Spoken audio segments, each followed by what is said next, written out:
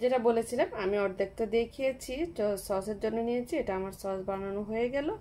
আর বাকি অর্ধেক আমি নিয়ে নিয়েছি আরও কিছু পরিমাণ, ঠিক অর্ধেক না, এখানে আমি প্রায় 2 কিলো মতো হবে।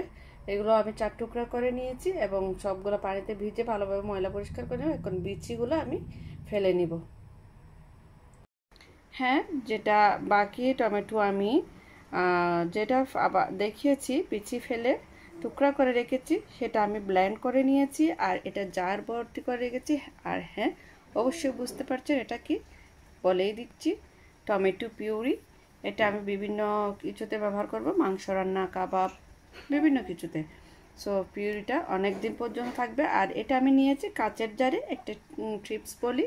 আপনারা যদি ডিপ ফ্রিজে কোনো কিছু ফ্রোজেন করতে চান অবশ্যই কাচের জিনিস ব্যবহার করবেন না, প্লাস্টিকের নেবেন। সরি, এটা প্লাস্টিকের জার নেবেন। আমি প্লাস্টিকের জারে করেছি, দেখতে পাচ্ছেন, যেহেতু এটা ডিপ ফ্রিজে ফ্রোজেন করব। সো দেখতে থাকুন আরও টমেটো আমি কি করে রাখতেছি।